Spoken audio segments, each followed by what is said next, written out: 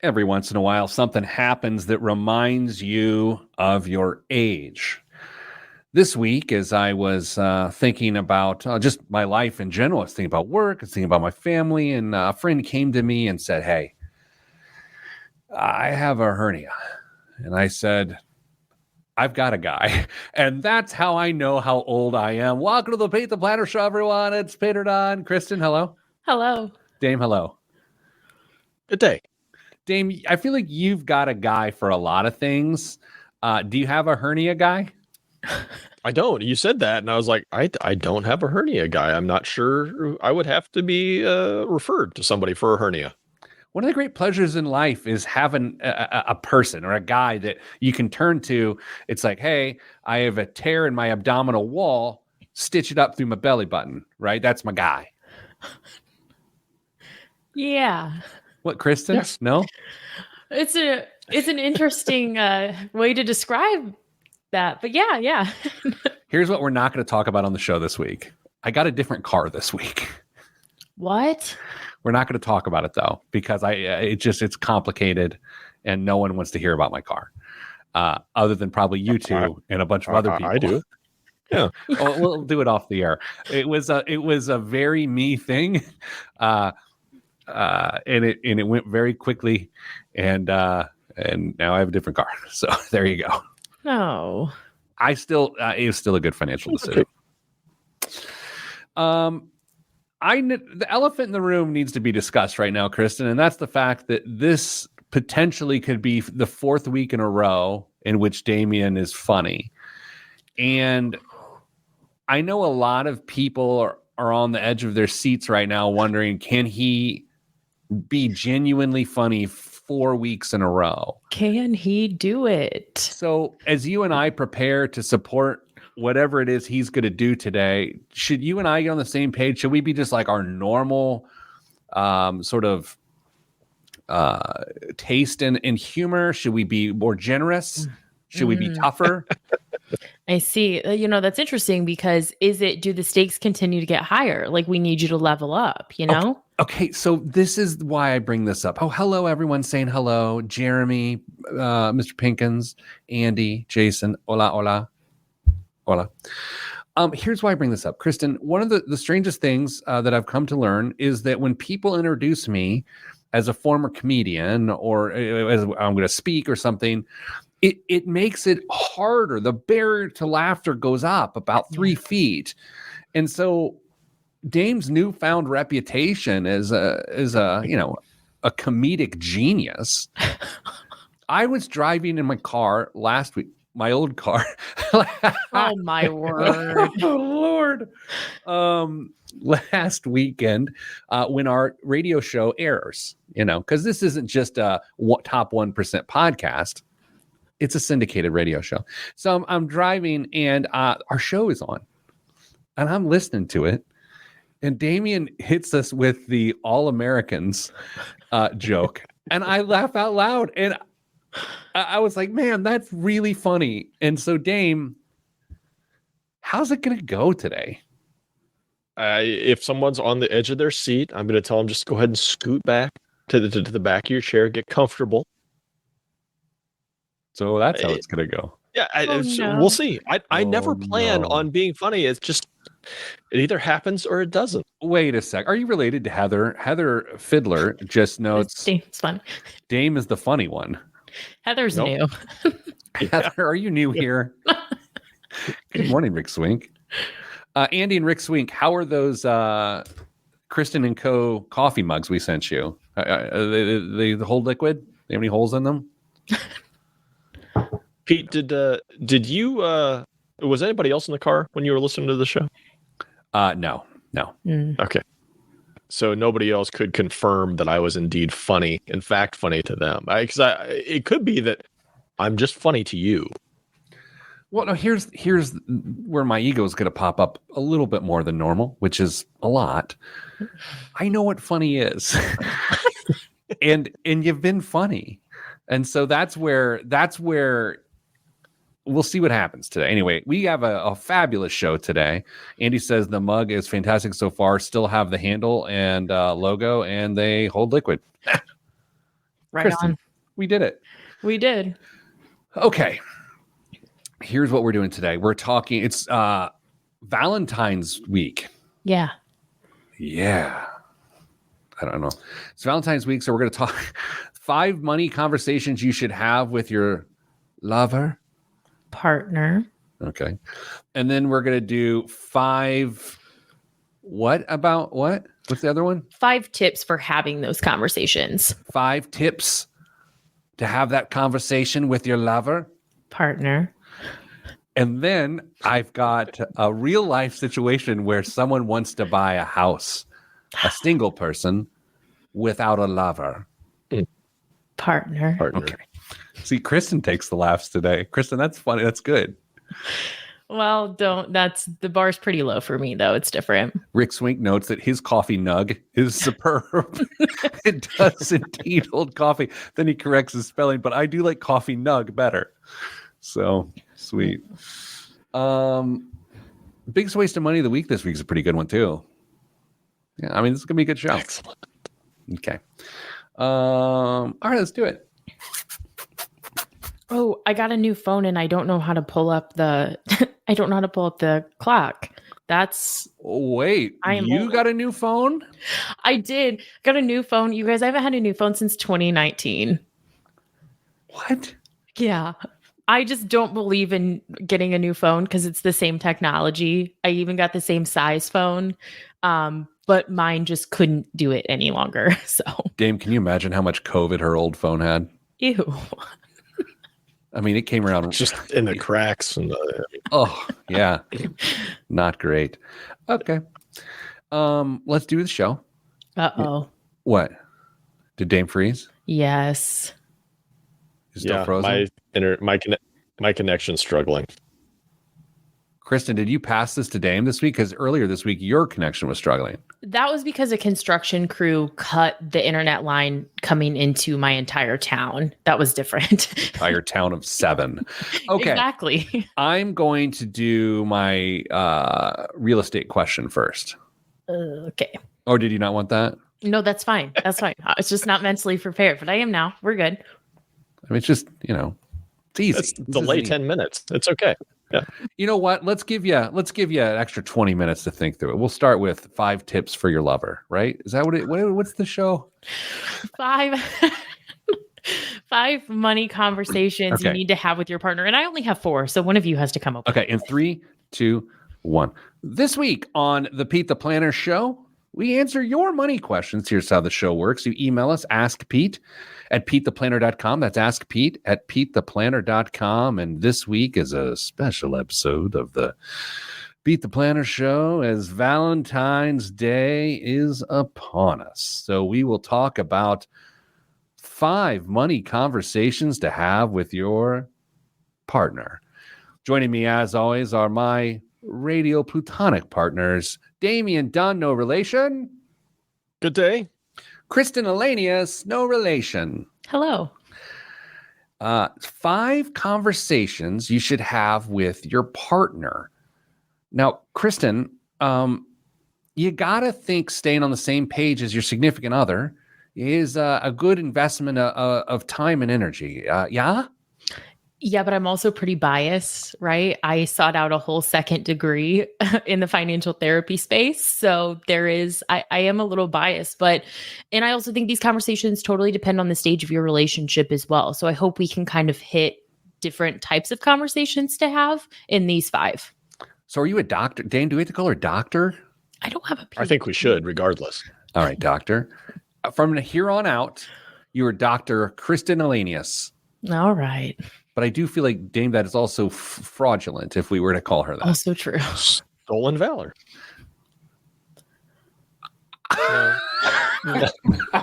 Oh, no.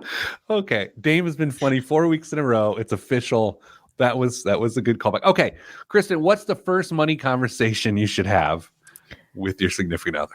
Perfect. So this is one if you are in a longer term, like more committed relationship, maybe again, been together for several years, or maybe you're married. We have to talk about, as a household, as a couple, what we want retirement to look like. Yeah, interesting. Dame, you've been married a very long time to a person. And you also getting to the age like me that well, I'll speak for my, it feels like it's coming into view a little bit more than it has in the past. Are you feeling that or no? Yeah, I think a lot of it has to do with the fact that you as your kids age, you can kind of see what's over the horizon for them. Much sooner than it felt like even a year ago. That you don't have to think too hard to see your retirement not too far off in the distance as well. So retirement seems more and more like a reality that I'm gonna be dealing with in the not too distant future. Pete, I don't know if you've realized it when you sit down. It's like I don't have that much longer to get all these things accomplished financially before I'm genuinely considering retirement. That's hit me multiple times in the last 6 months. Is it you? Yeah, for me, it's really more about just getting my kids through college and then figuring out the rest. Yeah. That's where I'm at. So getting on the same page as your significant other is conversation number one. Kristen, what's the fear there that one person's like, I want to go move to Florida, and the other person says, I don't like alligators? Like, what's the move there? Yeah, I think that's exactly the fear. And in earlier stages of a relationship, we could be talking about maybe one of you has really aggressive goals for retirement. What if one of you is all about the FIRE movement, financial independence, retire early, and the other's like, whoa, I don't want to sacrifice that much along the way. I'm happy with just what is considered to be like a societal normal when it comes to retirement, 65, 67, whatever. That's a really big difference in opinion in today, but also in your retirement years. At the risk of throwing this whole thing off, you know what I used to see a lot when I actually was a financial planner is that someone, because they had a pension, would retire at like 55 and start their retirement, and the other person couldn't retire and didn't retire. And it just, I'm trying not to judge. I'm just observing. It was weird. Yeah. There's friction there. I mean, somebody has checked out of the workforce and they are enjoying the spoils of all their labor. And now they're doing it by themselves. The other person's going to work. It's a struggle. Dame is broadcasting from Neptune today, so you'll hear some of his cosmic sounds. Kristen, what's conversation number 2 the one should have with their partner? I would say having a conversation before you would have to make any sacrifices about expenses in your life that are and are not negotiable. What's an example? Yeah. Great question. Would love to tell you. So for me personally, I would say that I could not manage a financial life with someone who wouldn't be able to understand that I would quite literally sell my house and live in my car if my dogs needed something that I couldn't objectively afford. Like, that is just non-negotiable for me as a human being. And that's a really big deal. And not everybody could get on board with that. Yeah, that's interesting. And Dame, do you have an example of something like that is just non-negotiable? I'm just trying to figure out if I'm going to sound like a 1990s audio clip at this point. Max Headroom. Yes, that's exactly what I was going for. Yeah, I gotta think non-negotiable for me. I don't know. I also feel, I think there's some gender dynamics here, if I can be really honest about this. Kristen, here would be my fear. I am, in fact, a financial expert, but I feel like if I go into my household and I go to my lovely partner of now 24 years and say, hey, this is the way it's going to be, it's not going to go well. So this is non-negotiable for me. The next segment will be about tips on how to have these conversations, but I think it's all about being proactive in these spaces to say, hey, if we're going to reduce some spending, nothing crazy. These are things that I really still want to find a way to be able to objectively afford. Maybe it's drinks after work with your friends on Fridays and saying, hey, if we're going to cut back expenses, this is really something that I would prefer to not cut back, versus you're looking at historical spending together. Maybe you're in a position where you have to cut back and your partner's like, you spend $50 a week at happy hour on Friday and we just can't do that anymore. I think it's about the proactive nature of that conversation. Sometimes Thursday. Kristen, talk to me about the 3 other types of conversations with the 2 minutes and 18 seconds we have remaining. Yeah, we might not be able to hit them all because this one's a big one. Before you commit to financial life with someone, you have to know the reality of their debt. Dame, I remember when you'd go on first dates, you'd hand people a copy of the Fair Credit Reporting Act as you'd run their credit at an Applebee's in Allen County. Is this true? Yeah, all the time, except sometimes it wasn't always Applebee's. It could have been Bob Evans. That's fair. Yeah, actually, that's an interesting one. I've seen relationships end over debt, and budding relationships. That big reveal of, oh, by the way, I've got $90,000 in credit card debt. I've seen that happen. Yeah, I think it's about getting ahead of that at a time that's appropriate. I'm not saying it's first date material, but as a relationship is progressing to a more committed, longer term place, knowing the reality of, hey, I have some credit card debt, or hey, I have a mountain of student loan debt, because the reality is that when you merge financial lives, that whether you truly take ownership of those liabilities or not, they still impact your financial reality. Give me the next conversation. What do you got? What's the fourth one? This is an ongoing conversation. What are our top 3 financial priorities right now? Yeah, I like that one because sometimes someone can just get sidetracked. Something catches their interest and then they don't talk about it. And then there's this hidden grudge that you don't know why exists. Exactly. Yeah, it's about staying in front of that because, to your point, life happens and you might think something is a priority one minute and then the next minute you're getting a new car on a Wednesday. It was a Monday. Excuse me. All right, let's do this. Let's take a break. We will come back very quickly with the 5th money conversation you would have with your significant other, and then 5 tips for having these conversations with your partner. It's Valentine's Day week here on the Pete the Planner Show, and for us, that means communication and flowers and chocolate and maybe some wine. All that's next on the Pete the Planner Show, except for the wine. I'm Pete the Planner. That's what happens when you start the outro like 3 minutes too early. I don't have a 5th one, so I'll come up with something. It's fine. Okay. So do I need to restart my computer again? Well, I've thought of that, but then I also thought, well, what would that do? Apparently nothing. Is your speed test suggesting that this should be happening, or do you think it's your computer? I don't know. My speed test was perfectly fine. It wasn't 130, but it was upper 90s. Yeah, that should not be a problem. Man, you need to work at a place that's got better work machines, that can provide you with a better computer. And what's interesting is he doesn't freeze or anything when he's listening to us, but as soon as he starts to talk, then it's like his computer can't, like his then video is garbled too, which makes no sense. Yeah. You would know, doctor.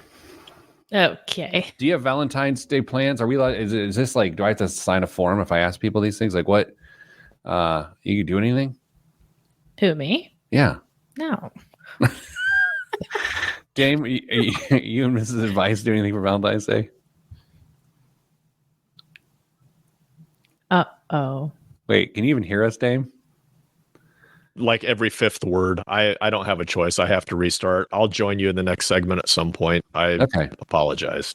Boy, this isn't funny. Good thing I got it in early.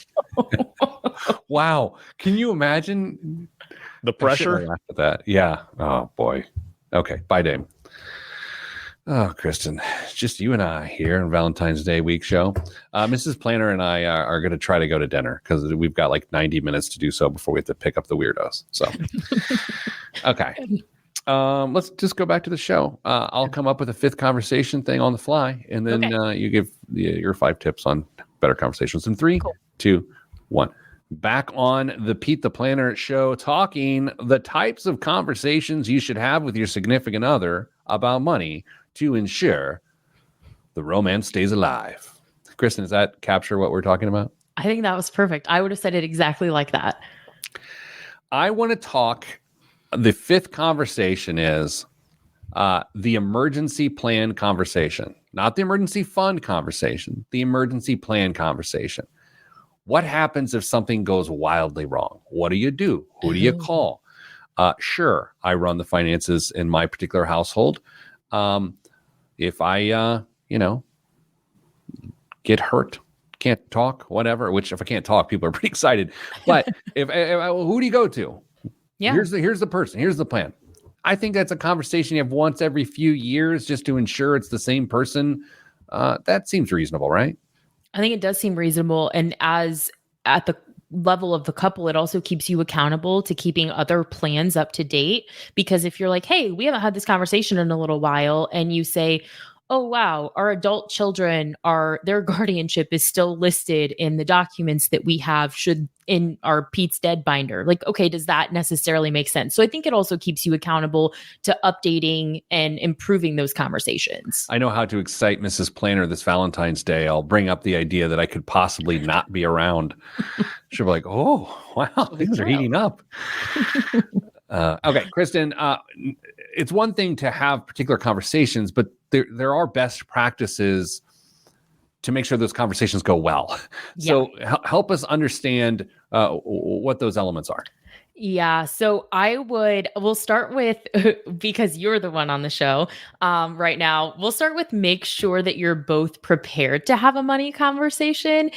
And I say that because Pete, I think you and I are similar in this vein of this is a behavior I've had to unlearn, because my natural tendency is to let something bother me and then just like announce it and be like, yeah, it's time to talk about it. And I feel like you're maybe the same way. Like you're on your flight home from a work trip and you're sitting, Delta first class and eating all the snacks because that's what you get in first class. And you have your computer open, you're going through your budget, and you start to like feel some financial anxiety about maybe some stretch goals. You land, you send Mrs. Planner a calendar invite for dinner. You're like, hey, let's talk about it. Something tells me that's your natural tendency is to just like kind of let it get to this point where she immediately has to be involved. That sounds like fan fiction. I don't think any of that was remotely true. That is so true. It isn't. I'll say this. I'm maybe this isn't helpful. In the 24 years we've been married, it's the 24th year. I don't feel like I've ever confronted or her about money ever. If someone's doing something stupid, it's me. Okay, fair. Right? I think that's the secret behind all of this is like, I never go, seriously, do we really need this easy cheese? Never me. Touche. And I think that you're a more empathetic person than that. But I do think that the preparation side of a conversation is potentially where like maybe yours and my personality is like something that we have to like take a step back and like feel prepared to have this conversation. Yeah, I'm a fan of saying if we are going to talk about money in our house, which we do, I'll say, hey, this weekend, can we take 20 minutes to talk about some financial things? That's all it takes. Just let people get their head around it. Yeah. All right. What else? The number one tip, in my opinion, is to remember that different people raised you. Well, I mean, in most states that works. The reason for that, reason for that is because we've talked on this show about how so much of what we know about money is observed, learned behaviors from our childhood. What we know about money is often caught, not taught. And you and your partner didn't grow up, even if you grew up in the same town, you still didn't grow up in the same day-to-day environment that shaped your thoughts, values, beliefs about money. And it is not reasonable to expect to just come to the table and be on the same page about money conversations. It's an ongoing thing and it takes work. Damien, when you think about that, the different people raised you, sometimes as you try to select your own behavior around money, you're running from what you were taught as opposed to what you were taught. How often in the work that you all do talking to people and their financial lives do you see that people are actually running from what they saw? It's not uncommon at all. And frankly, sometimes they don't even realize that that's what they're doing. They may have internalized some behavior that they witnessed or they experienced when they were younger, or maybe even as an adult, and they have some life event that changes their perspective. And they decide that they aren't going to repeat it, or maybe they just subconsciously don't want anything to do with it, and they have behavior that would certainly impacts them, and sometimes to their detriment based off of what they've internalized. That's natural, right, Kristen? I mean, it's just you learn from other people's mistakes, and you certainly don't marginalize or trivialize the challenges that those people had. But you say, well, look, if I'm faced with that same scenario, I had a little distance from it. I could see it, observe it a little different. It wasn't as emotional for me. Here's how I would do it differently. Yeah. And that really dovetails so nicely into the next one, which is to empathize with the behavior behind the numbers. Like you just said, sometimes people are running from financial behaviors. Sometimes they are trying to mimic good financial behaviors. So maybe your partner is, a real penny pincher.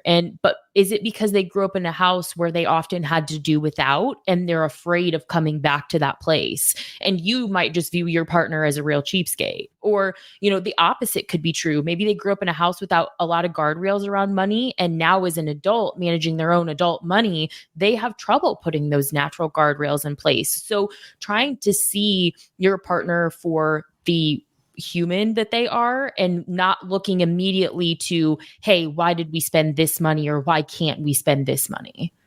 Yeah, I have a rule around that when someone is so emotional or does something that I disagree with, right? Well, and again, this is at the world at large.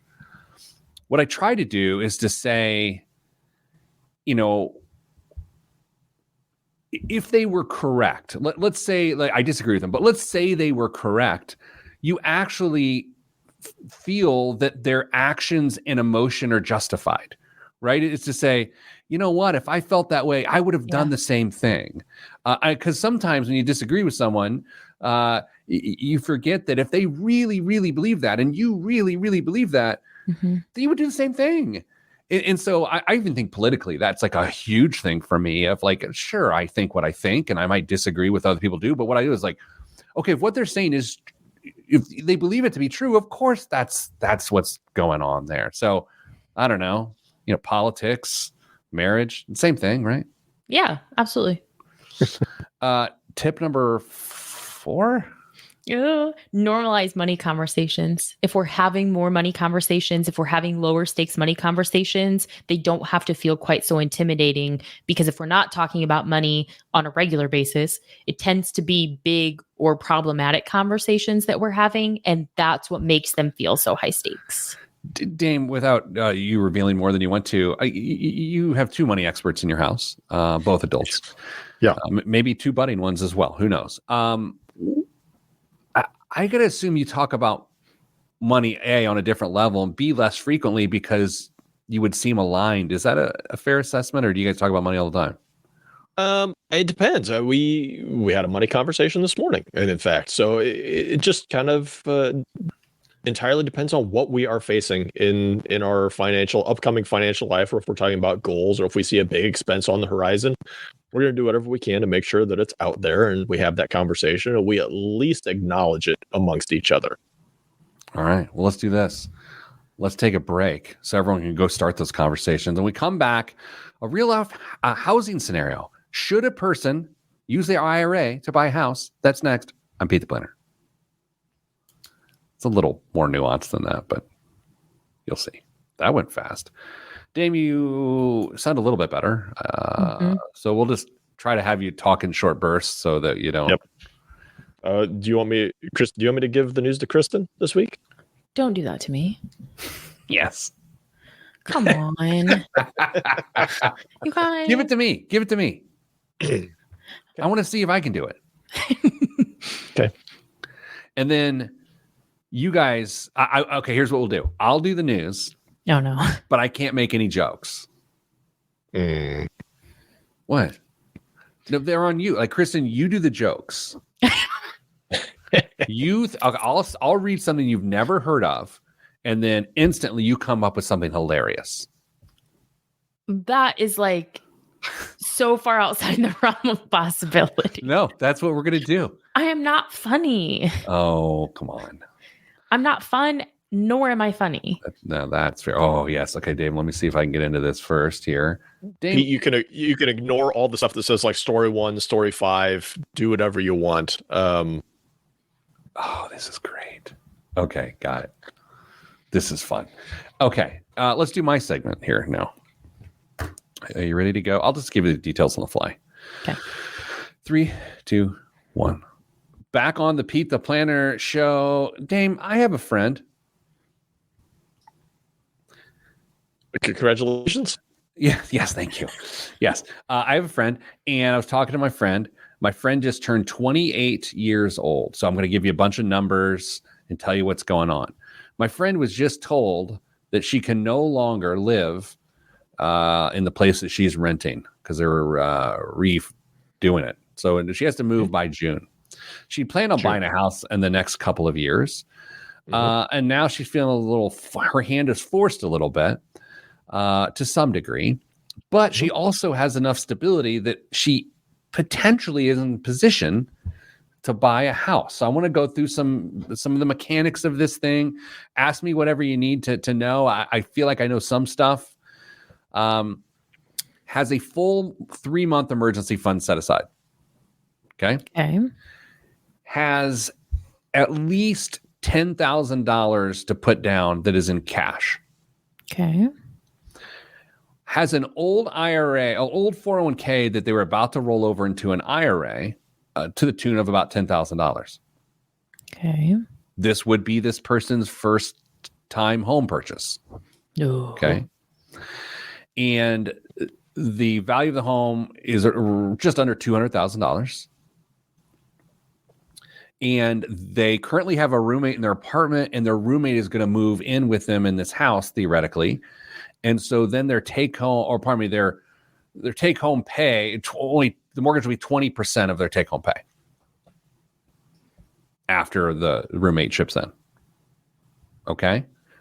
So the question is, A, should the person they can't put 20% down. They just can't. But should they put 20,000 down, 10% down, 10,000 coming from their regular savings, and then this 10,000 theoretically coming from the first-time home buyer exemption off of a qualified plan? And by the way, the mechanics of that, I need to know. I don't think you can do that straight from a 401k. I think you would actually have to roll it to an IRA first, then take the withdrawal out of that. But then I don't know if there's a 5-year holding period involved with that before you make that move. So I'm going to pause here, take questions and thoughts. How do we know anything about retirement?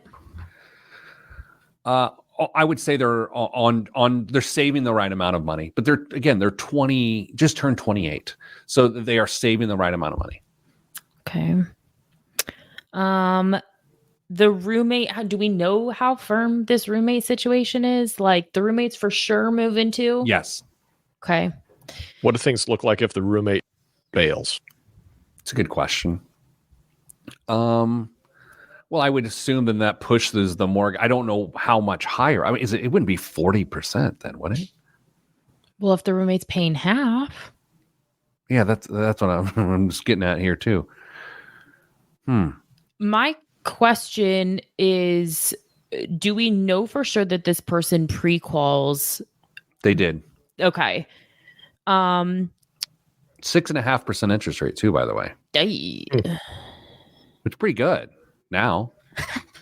It's better than bad.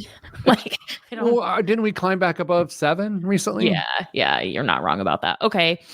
So here's kind of my gut reaction is, why do we have to take the IRA money if the monthly payment is objectively affordable, especially with the roommate? Like, why does the IRA money have to be part of it? That's interesting. Dame? I mean, that $10,000 at 28, that's going to double how many more times between now and retirement? 4 or 5, yeah. That's a significant amount of money. 10 to 20, 20 to 40, 40 to 80, 80 to 160, and then maybe you get the next doubling, 160 to 320. Yeah. Maybe. It's a $320,000 decision. Yeah. To me, the amount of money that you put down serves two purposes: proof that I'm able to save, and potentially makes a home more affordable. But if this person can objectively afford the payment without the 10,000, they have proved that they're capable of saving. They have a 3-month emergency saving and $10,000 independent of the IRA. They, for me, have checked that box of I'm capable of doing this, assuming the money wasn't like inherited or something and they just like came into it. But if they've actually saved that money along the way, I don't think you have to touch the IRA. I'm going to have to make some guesses here. Okay. So I believe they are the type of person who has been able to save it, but I don't know that for fact. Yeah. So Dame, maybe to Kristen's point here, let's say for a second, it was inherited. How does that change your thinking about this situation? That the 3 months expenses, set aside emergency fund, it's inherited. Let's say the $10,000 that's saved for the home is also inherited. How does that change this for you? I would like to know how long it took to get the 3 months worth of savings built up, and have they ever dipped into it? And how long did it take to refund that emergency fund? Is it something that's happened very, very slowly over a period of time, or do they have the latitude in their month-to-month finances that they can pull money out and really focus on saving that cash? I hear you on that, and I'm not disagreeing with you, but I think the three of us know this. The real emergencies start the second you become a homeowner, the second that you are older than 28 years old. Like, not that 22 to 28 isn't hard, but 22 to 28 as a renter, as a single person, there's just not as many emergencies that sort of pop up in everyday life as someone in their 30s with a house, right? Yeah. Home ownership emergencies they can wreck an emergency fund. That's just the reality. And when I hear the home price, depending on where we're looking at geographically, that home, I can think of areas where we're talking about a $200,000 house that in my head, I'm like, holy cow, over time, this is going to need a lot of work. In other areas, it's like, no, this could be a perfectly fine purchase from a future cash flow perspective. But I absolutely think the age, the condition, those other variables around the house itself would sway my decision one way or another. Yeah, I also think can she just put down 5% and then just structure the loan that way as opposed to 10, because she's not going to do 20. I guess here's the two biggest things that would scare me. Number one, the roommate's there for 18 months, vamonos, and then what do you do? Your rate's jacked up, or your payment's jacked up. The other thing that would worry me there is that condo fees. I believe this to be a condominium the person's moving in, and I feel like if you've never paid for those before, you somehow ignore them in the purchase process, and there's another $350 a month before you know it. Yeah, that's exactly it. So what if this person, because they're almost acting like their own landlord a little bit, what if instead of taking all of the money that the roommate pays per month and putting it toward the mortgage, what if they create like a little house emergency fund as like this is my residence, but this is my rental? Because it sounds like they would need a roommate for the foreseeable future anyway. So it's like, hey, let's start this like renter emergency fund for the room that I would rent out to this current roommate, or maybe potentially a future roommate. So Dame, that's interesting, because what you could do is, instead of allocating only 20% of your take-home pay, you allocate 30% of yours, and then use that 10% overage to set it. Kristen, I kind of love that. Not just a hat rack, my friends. Oh my gosh. I don't think you should make hat jokes to two bald men on the radio. I think it's insensitive. I'm sorry. No, it's all right. I do love a good hat, though. All right, let's do this. We're going to take a break. Dame's having sound issues this week, so he can just, say things here and there. That means this week's biggest waste of money of the week, I will deliver, and I will also live my lifelong dream of reading the news on my own radio show for the first time ever. I know you're excited. Kristen's excited because she's going to be the one that's going to have to deliver all the jokes off the top of her head to make this segment entertaining. All of that's next right here on the Pete the Planner News Hour. I'm Pete the Planner. Why? Why? I don't know. Dame, it is fun watching her get uncomfortable, isn't it? Yes, because she grows every time. I agree. So put a hair on your chest. That's what my dad used to say. I'm tired of growing. You guys told me I had to grow 2 years ago when I started being on this show. Can't I take a break yet? And look at you now. You're a Media homeowner. darling. Media darling. Were you in Indiana when you started back on the show? I have been on this show in Indiana. I have been on this show in Texas, and I have been on this show in Arizona. But as a regular figure on this show, Indiana. Kristen and Co. For those wondering, our group chat, which Kristen accesses on her brand new phone, is called Kristen and Co. That's the name of our group chat. You did that. I did not. Let's be clear. All right, It could Dame. also be called Kristen and the Olds. Yeah, that actually is pretty good too. Yeah. Kristen and a guy who has a hernia guy and another guy. Okay. Let's do the show. Okay. I got a little more logistics than normal here, but that's okay. I'll figure it out on the fly, Kristen. I'm not. I'm just kidding. Just trying to make you feel bad. 3, 2, 1. This week's biggest waste of money of the week right here on the Pete the Planner show is the Desed DS600 snake sectional sofa. Produced in Switzerland in 1972, the Desed DS600 snake sectional sofa is a mid-century design icon. The modular sofa is made of 25 pieces that can be zipped together into endless configurations. Versatile and functional, owners can choose to wrap it around coffee tables in a half circle or create a free-flowing form to slither through living spaces like its namesake. The Cognac... Time out. How do you mispronounce cognac? Yeah, I don't know. That was terrible. The cognac brown leather upholstery has developed a unique patina over the last 50 years, while the back is covered in dark brown felt. Okay, Kristen, how much is this 52-year-old couch? That's 25 pieces. So just so that I'm clear, this isn't a design from the 70s that they've then redone. This is a vintage couch. It does. I mean, I'll be honest, as I look at it, Dame, doesn't it seem as though this was at Wilt Chamberlain's house at some point? Yes. Looks like it had seen some things. This couch is thousands of dollars. This couch is... She's good. That girl is good. This couch, you guys, I love mid-century furniture, and some of the prices of mid-century furniture are just unbelievable. So I just have to decide at what level of unbelievable this is. This couch is $20,000. Okay, Dame.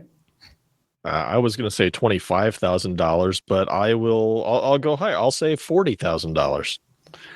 $49,500 for what looks like Wilt Chamberlain's old couch. Dame, what's in the news? But here's the thing this week, since Dame's having some mic issues, I will read the news. If there was an Olympic event for shipping goods to America, Mexico would be atop the podium, gleefully chomping on a gold medal. Last year, Mexico clinched the title of the U.S.'s #1 goods supplier, elbowing China out of the top spot for the first time in nearly 2 decades. The switcheroo is as much about China stumbling as it is about Mexico taking the lead. The trade imbalance between the U.S. and China is the smallest it's been since 2010. Sure, part of that might be the U.S. cutting back on pandemic-inducing buying binge, yet it also hints at China's waning mojo. It's America's favorite shopping mall. All right. I don't know what to do. How do you transition out of reading that? That's hilarious. Question for the group. Do we think that it's about the proximity, like the driver is the cost to ship goods, and because of the our local economy to say that, okay, things are more expensive, where can we save money? Is it on the, what we call it, freight to get those goods? What do you guys think is the real driver there? Yeah, Dame, it's the tariffs, right? Yeah, tariffs. I mean, if you would have read further in the story, you'll see that, I mean, there are some huge tariffs being mentioned in certain political campaigns, up to potentially 60% on Chinese incoming imports if someone should regain the White House. So it's geopolitical stuff. I mean, there's almost certainly some financial costs and considerations for shipping in there as well, but it's there. But I mean, China's trying to sidestep a bunch of that by investing a ton of cash into Mexican manufacturing, trying to sidestep those tariffs too. So they're trying to play the game. Also in the news, J.P. Morgan Chase has announced an ambitious plan to construct 500 new bank branches over the next 3 years, marking a significant expansion in its growth strategy. Kristen, this multi-billion-dollar initiative has already seen the bank open over 650 branches and expand into 25 new states.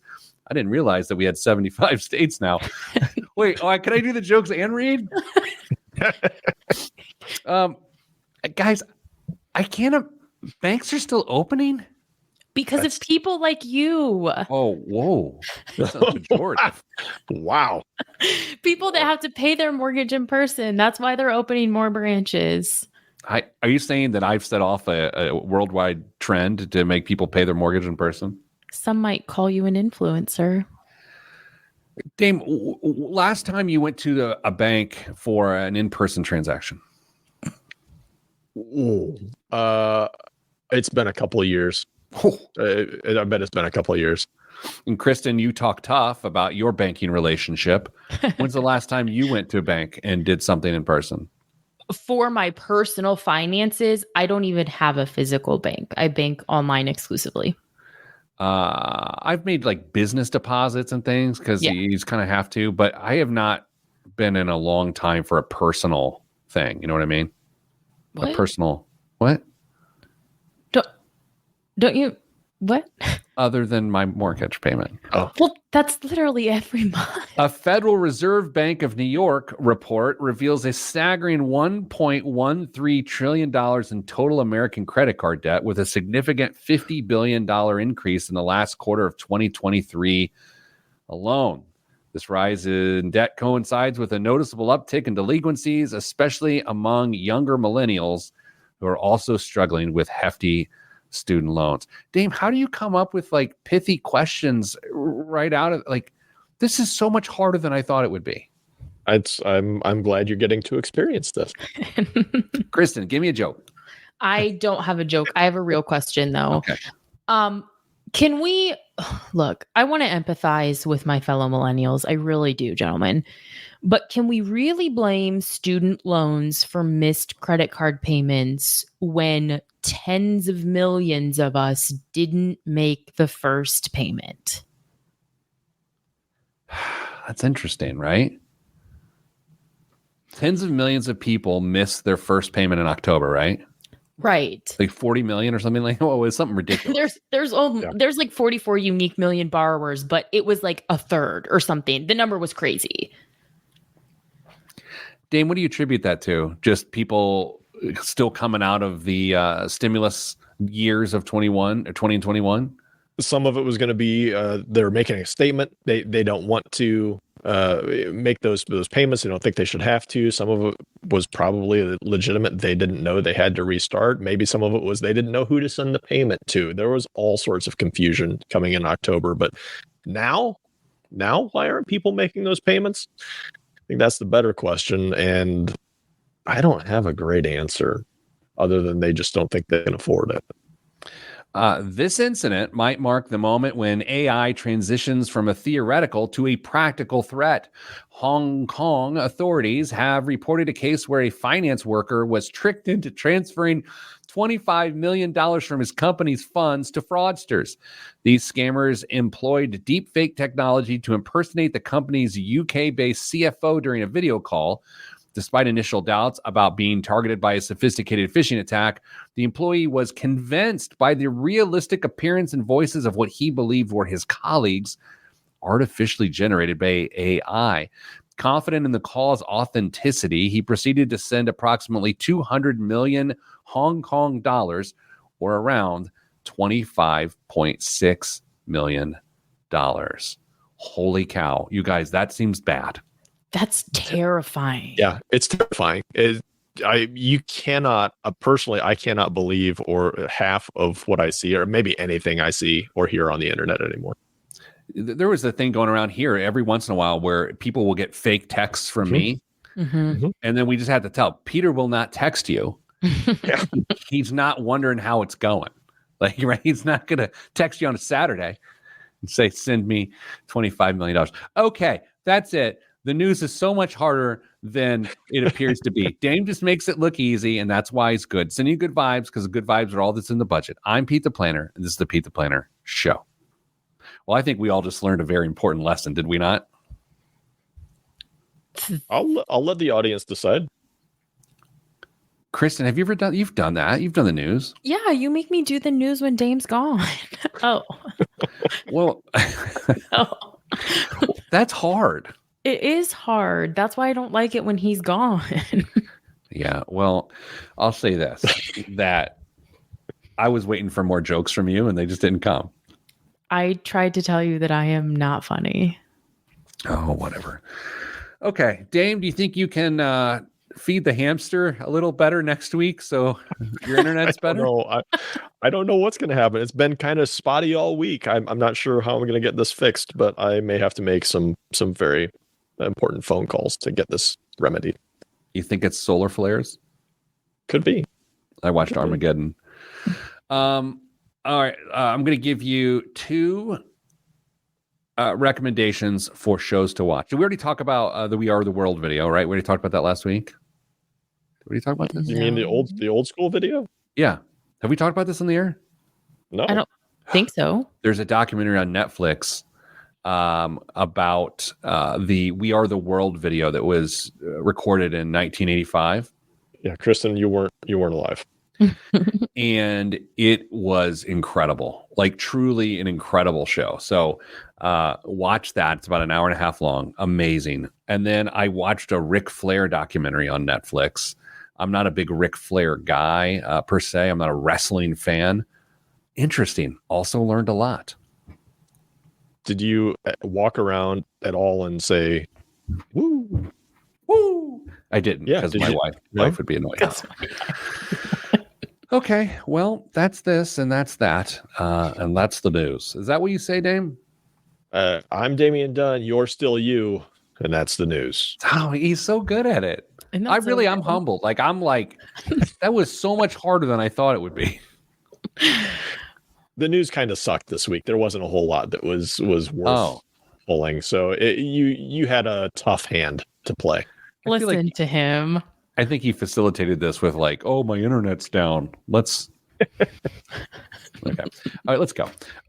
Good day to both of you. Good day to all the people out there in the world. Stay getting money.